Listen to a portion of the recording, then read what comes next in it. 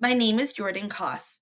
As we explore AI and its effects on literacy, misinformation, and synthetic media, I want to ground our discussions with the following guiding question.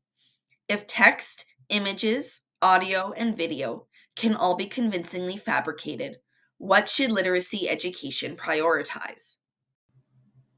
Synthetic media challenges our prior lessons that center around media bias.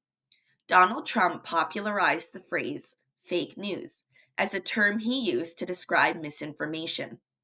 Our digital literacy teachings focused on separating opinion from fact, recognizing inherent slanted narratives.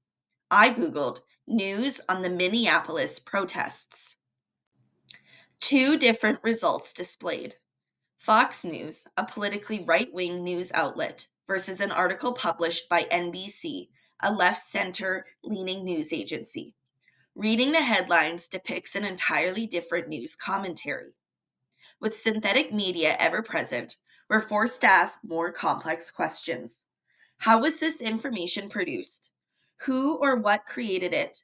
And is it real? According to the World Economic Forum, synthetic media is ranked as one of the world's top global risks, blurring the lines between AI versus human generated applications. In 2024, a fraudster using deep fake technology impersonated a company's CFO on a video call. An employee was tricked into transferring $25 million to an unauthorized account. This is not as uncommon as it might seem. 10 years ago, sexting and sending nudes between classmates was a major issue. Pictures were taken by the owner and sent to a target classmate, who may have shared those images with others. While I do not want to minimize the gravity of this situation, there is a certain level of assumed autonomy as the selfie taker purposefully took their own picture and shared it. Now, we are dealing with an entirely new issue. Nudify is one AI program where any picture of an individual can be turned into a nude graphic video, which lacks consent from the main character. In Spain, 15 boys were sentenced to probation after using AI to create fake nude images of 20 of their female classmates. While government legislation to restrict AI generated false narratives is important, education remains the most critical component. Literacy education must move beyond simply identifying bias.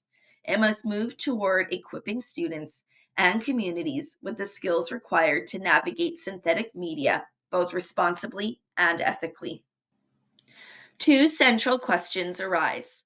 How do you develop the analytical skills to distinguish reality from fakeness? How do you teach students to rise above and not engage in self destructive, illegal, and dangerous AI distortions? After researching literacy, misinformation, and synthetic media, I returned to my guiding question. If text, images, audio, and video can all be convincingly fabricated, what should literacy education prioritize?